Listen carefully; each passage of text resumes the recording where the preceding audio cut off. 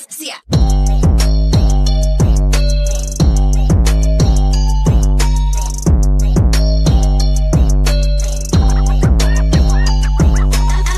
kick back when you fake like that. Head out of the game, I don't play that fact.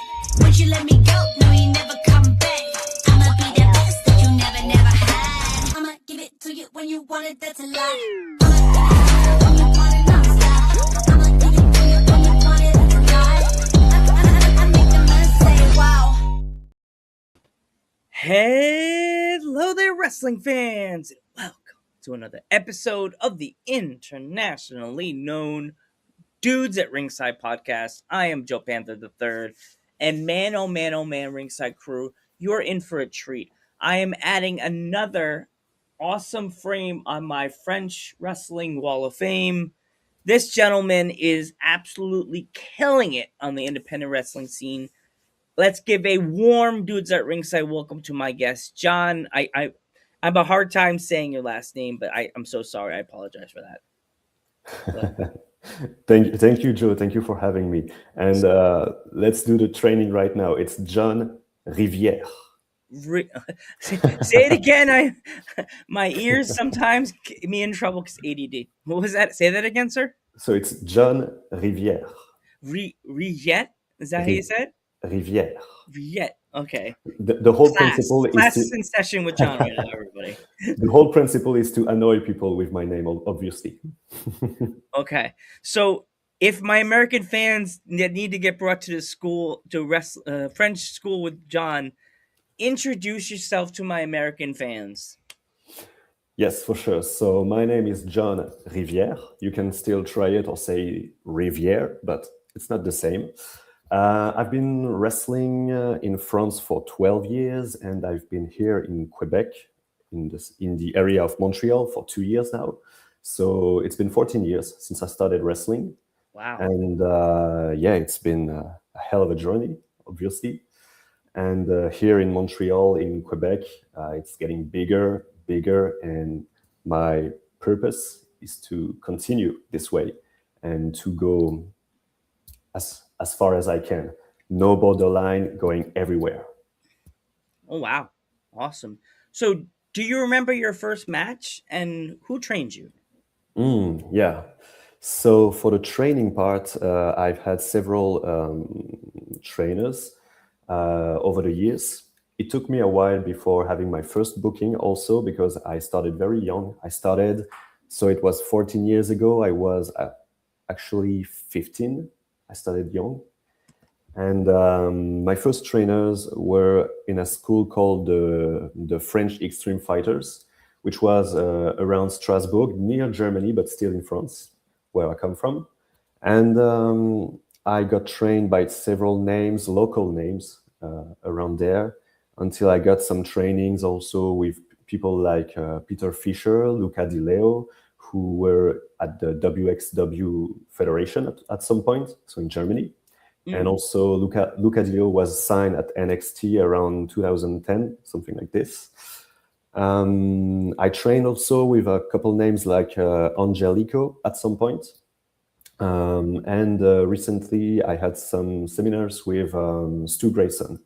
But as for the first match that I've had, it was in a Royal Rumble match, which is kind of cool for a first booking because it's a way for you to go to the ring, to have a few minutes, to not having the whole match depending on you. And it was a great opportunity. I was very young, and it was around Paris, so I had 5 hours drive to do before going for the match, and it went really well. I always ask the people that question, and the one I always get, it makes me laugh so hard, John. It's like their first match is a Royal Rumble, and immediately I do that emoji that what's his name, Jackie Chan, like what? Like a Royal Rumble? Like a real welcome to the Royal Rumble. Like you're in there for like 5 seconds. You're like, I'm good, I'm gonna win this match, or I'm gonna be in there for like maybe like 20, 30 minutes. No, you're in there for like a second, or maybe 5 seconds. It's like I'm in the Rumble. Yeet, you're gone. Yes. And Like, the funny part about this rumble is like the first booking that I've had. Sure, it was in a rumble, but it was in a six-sided ring, and it was the only time I was in a six-sided ring. But ooh. you're training in a four-sided ring most of the time, and then you hear that the first booking you're gonna have is on a six-sided ring. So that was something that you cannot prepare fully. Like it's something you need to adapt as well. Mm, awesome. So when it comes to your first match, and you said you were like it was at a rumble, did you have gear prepared, or were you told like a week in advance that you're going to be in this rumble, or was it like a last second? If you're coming to the show, don't forget your bag, like that kind of thing. Mm. Well, actually, I had the information maybe 2 weeks before. So yeah, it was really like a surprise. Like the coach told me that I was kind of ready to go to the ring, and they had a partnership with another federation around Paris, and they told me they need, let's say they need bodies Mm, in the rumble. So you're young, you just want to go to the ring, you want to have your first opportunity in front of the crowd. So yeah, my gear was something very generic, like something with maybe a short, something like this, knee pads, just the boots ready, something like this. And a couple months after, I had my first single match, and here the gear was ready and keep getting better. Yeah. mm. Yeah, that's crazy because like most wrestlers I've also spoken to, there was a girl a few days ago that I spoke to. All she had was a gym top, a pair of good leggings, and like these small boots that she found like somewhere that would be able to be worn in a ring. And she still has him in her. There's another Canadian female wrestler, the Vixen, Jade, really cool wrestler. Definitely, her episode hasn't aired yet, but she has all this gear, and she has that as like a third or fourth, just in case. WWE alternate outfit if someone doesn't want to be recognized and they put a mask on, they put that on. But I'm like, you had a pair of leggings, and she's like, they're still hanging on. They're still hanging on. You could you. I'm just praying that the back doesn't give out. Like, I'm like, but how many different pair of gear you have now? You know what I mean? For right now, I had to change everything when I arrived here because I had another gimmick, I had another name in France. It wasn't the same design as well. So for right now, I'm only at two different gears, but I'm planning to do a third one and a fourth one this year. So Okay. new gimmick, everything had to change. Yeah. Okay. So you said you had a different name. How many different names did you start your career with? Because most people have like three or four they come up with before Mm. the actual name drops. You know what I mean for them. Yeah. Well, for me, I'm glad I had the time to train before having my first booking because between the first moment you start training and the first moment you have your first match, I think I changed ideas about my name two or three times. So the first name that I had for my first booking was John Riverson. Hmm. So I was using another origins in my family. Like my family had Irish roots from a century Hmm. ago, and I was like, okay, I'm in France. I do not need to play the Frenchman in France. It doesn't work that way. The whole gimmick was different. Also, it wasn't like this arrogant, kind of aristocrat guy that I'm playing in a ring right now. So the name was different. The gimmick was different. The gear was different as well. So yeah, it was a huge change over 2 years ago. Hmm. Wow. Do like for you when it comes to wrestling? Do you can what like do you have to spin the wheel of like fighting like themes? Like what would you say you are the mostly like what would you say you are? You mean what is A fighting style. My the mind fighting goes style? into blank mode when I try to talk. Sometimes words are hard. And like would you can you say to yourself a grappler, a catch as catch can, which is kind of like grappler also, a street fighter, a high flyer. Like what would you count yourself as? I'd say mostly a technical brawler type of wrestler. Mm. I like chain wrestling. I like to start the match with the chain wrestling thing and going over the details on the body parts that can be injured during the match and working on it. But I like to add this twist of violence of brawl. I'm the kind of I'm the kind of worker who does a lot of European uppercuts because I come from Europe, obviously. So I'm giving uppercut the whole match and also working on, let's say, the leg or the arm of someone, trying to use the ring and the surface where the people is, where the wrestler is, to to my advantage. If he's in the corner, I'm gonna find something else than just a wrestling move to work on the arm, the legs, blah blah blah, all these things.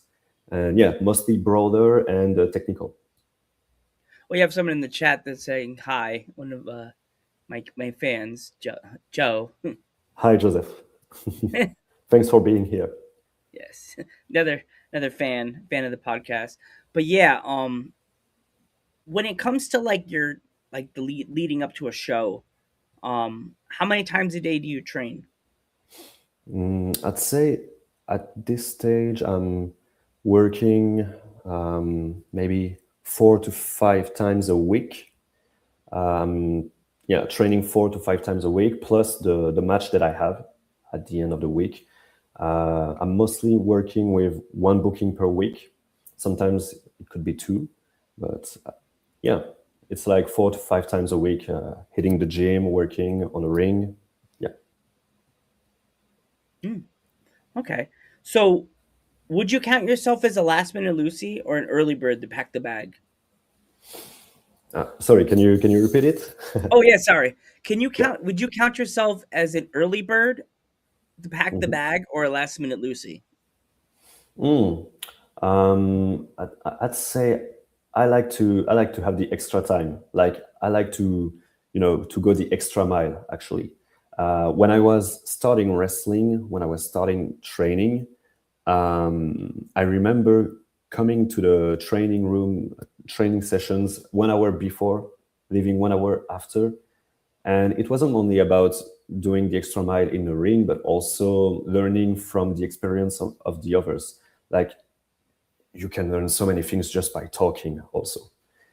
And it was sometimes the best moment to learn something. You need to meditate on what someone like a vet is telling you. And you don't just need to work in the ring to do that, but also to work your mind, to listen it and to absorb the experience of everybody. So yeah. Okay. Well, John has a question. What is Joseph what is or your next match? Um, so my next match will be next week. It's around Montreal, in a city called Sherbrooke, but still in Quebec. And it will be a four on four match. And we are four Frenchmen against four Quebecers. So it's going to be a huge brawl, I guess. We've been teasing each other for many many months, mm, since November to be exact, and it's going to be a big match. 4 on 4. It's time to settle in. mm, wow. Let's see how it happens, John. You never know. You may go in there like I'm going to destroy this match, and then you end up going, man, what happened? What happened, man? I had plans. I was gonna have that party with the champagne in the locker room, like Ric Flair. Well, man, failed. I hope we don't screw up. We have the French flag and all of this. We're going like an army. Oh So no. yeah. Oh no. Fingers crossed everything goes well, John. Yeah, Joe says good luck. Thank you very much. Thank you. Awesome. Joe, if you have any more questions, please put them up. I'll definitely pop them on the screen for you so you could ask my awesome guest Mr. John some awesome questions. When it comes to like wrestlers that you want to work with, I know a lot of people. I call it my the wrestling bingo card for the. I add the year 2026. Every year is 20. So who is on your bingo card that you want to wrestle this year? Mm. So let's think about it. I know that on the local scene of Montreal, there are a few names, and I hope you'll have the opportunity to exchange with them in the future. To drop some names around here, first, there is Yane Harrison, who has been signed as a WWE ID talent. Mm. He's the first Canadian to do that, if I'm correct. And he's maybe like 23 years old. He's like 6 feet and 6 feet five, like a big kid. Wow, yeah. And yeah, he's a WWE ID contract. And when I arrived here in Quebec 2 years ago, my first opponent was Yang. And ever since, we never crossed paths. And we were supposed to cross paths for the title that I won here, that you can see just over there. Mm. And he was the champ, but he was injured, so the match really didn't happen. And so he's on the top of my list because 2 years after, I'd like to have my revenge. Others' name would be Wilson Cola, who's a great wrestler here in Quebec as well. He's the Torture Chamber Pro Wrestling champion, the British Commonwealth Heavyweight Champion, to be exact. Other than that, I'm open for any challenge. Mm. Awesome. So I saw the belt that you put on your shoulder in the promo, which I was just like, oh, so cool. Um, what was going through your mind that day when you won the belt? And like, first, let's go like full day. What was your going through your mind that morning when you got up and you're like, okay, I'm going to be fighting for this belt tonight? Okay. Well, the funny thing is, I won the belt, lost it 10 minutes after, and won it back 20 days after. So the whole procedure in my head, like the whole process, was more impressive the first time than the second time. Mm. So I will guide you on the first time because it's really an impressive day. Ever since the beginning of the day, I wasn't sure what was going to happen, but I was getting ready for my match against Yane Harrison. It was supposed to be him, the champion. I arrived at the show and I just hear that Yane got injured at the shoulder. Mm. We didn't know at the time if it was really bad or minor. Seems like it's minor, so good. But at the time, it was really risky for him to go to the ring. And I was like being prepared for this match for many months. I did a promo. I wanted this match for over 1 year and a half. And Yen was injured 20 hours before, 24 hours before. And so I heard that he would drop the title. I would win the title on him. So that's what I did. I won the title in only a couple of seconds. I started like parading with the title. I was holding the title, and someone else came. It was El Chato, who's a great wrestler, by the way, like a really great wrestler who did a lot of things in his career. He came during my celebration to protect and help Yane to leave the ring. And I issued an open challenge because he tested me. And I lost the title 10 minutes after. Oh And no! it was 4 days before Christmas. Oh, So I was like, okay, I'm the champ now. Finally, it's been a year and a half. I'm here in Quebec. It's my first championship here in Quebec. Great. And 10 minutes after, I lose the title. And I was like, okay, well, sure, it's a little bit not what I expected. But at the same time, the way the crowd reacted to all of it, it was maybe the hottest crowd that I've ever seen.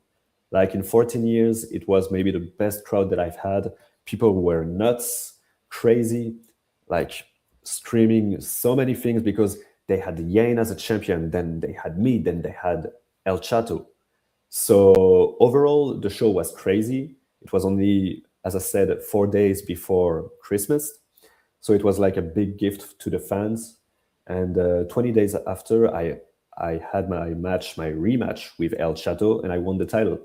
And ever since, it's been perfect. Like I have the opportunity to do my entrance as a champion, to have my promos, and yesterday I delivered in the ring. I had my first opponent, and I retained the title. So everything is great now. Awesome. Yay. The belt's back in your department. You're all happy about it. Is there anywhere else in within Canada, or maybe if you're going to think about coming to the United States, that you would like to wrestle that you haven't been to yet? Well, It's this year that I plan to move around and not just stay in Quebec. So it's a great opportunity to also tell to everyone who's listening to this show right now, this podcast, if you want to see me in any show around your place, uh, I'm open for business. Like if there is a show that would be interested to see a Frenchman with a flag, and like the Frenchman that can really give the show, do a promo, do matches, like I'm open for it. If you want to see me, please just send me the info about which federation is around your town, and I will gladly take the first contact with them, and I hope it will land somewhere. And you take the belt off the guy's shoulder. It's okay. Yes, always. That's dude's a ringside magic. It's just like, well, champ, I hope you went to bed and cuddled with that thing that night because your butt ain't going home with it. I'm sorry. Sorry. As a kid would say these days, sorry, man. Nope. Uh-uh. Actually, John, Joseph or Joe has another one in the chat. He wants to know how. How do I find out more information about you? Yeah, so about that, I'm really I'm more on Instagram today. It's my main focus on the social media thing. So Instagram, obviously, you can see many pictures, many shows that I've had, many videos, some behind the scene footage as well. And I like to interact with people on Instagram. So if you have questions, if you want to just say hi, or that you hope to see me in a show near your town, go ahead, write to me. I would gladly answer.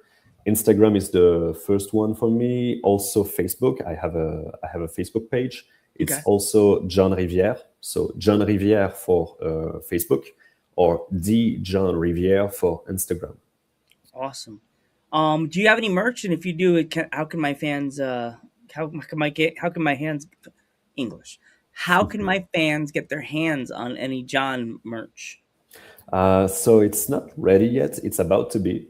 I have a few ideas about t-shirts, also caps, and also I have this whole storyline about a book that I created. That is so in French we say la réglementation officielle de la Fédération de catch française, which is the rule book of French professional wrestling. And so that's one of the gimmick and storyline that I have at this stage with the federation where I'm the champion. So with the title that we can see behind. So maybe I'll also create a book to make it some merch. But there will be T-shirts, caps, and maybe a book. Awesome. Um, as Joe said in the chat before, you said you have upcoming shows. Um, do you know when the upcoming show is, and if there's any way they can buy tickets? Do you know where they can get the tickets? Sure, sure. So most of the shows that I have for now are around Montreal. Every time there is the pre-sale tickets that are available online. If you follow me on Instagram, you'll be sure to find the link to every show in which I participate to buy the pre-sale tickets. So as I said, next week on Saturday, So it's Saturday 7, if I'm correct. I will be in the city of Sherbrooke, so it's where I'll have the 4-on-4 match, man. And after that, I have others booking this month, like on March 21st and March 28th. Also around Montreal. So sure, I'll give the info with all the pre-sale tickets. But if you follow me on Instagram, you won't miss it for sure. Awesome. Before we go, John, if um if you could write a letter to a younger you, what would it say in that letter and why? Mm. um, I think it will be, don't be too impatient. Um, you have a crazy journey that is coming. You're gonna have a lot of adversities also, because you're gonna leave the country you're living in. You're gonna have to say goodbyes to many people for sure. But at some point, everything will pay out, and you'll have even bigger memories here, where you will be in Montreal than in France. So trust your guts and do what is uncomfortable. Awesome. Joe, thank you for watching the episode, Joe, in the chat. And John, I want to thank you so much for coming on the podcast. It really means a lot to have an awesome, awesome star like you, up and rising star. Please tell your friends. Um, Definitely tell your bookers, the promoters, and stuff like that. If they're interested in being on an American podcast, doors are open. Just ring the bell or call my doorman and tell my booker. He's such an incredible booker. Like, yeah. But thank you so much. I am Joe Panther the third. I am John Riviere, and thank you very much for having me. No problem. And we will catch you in the next one.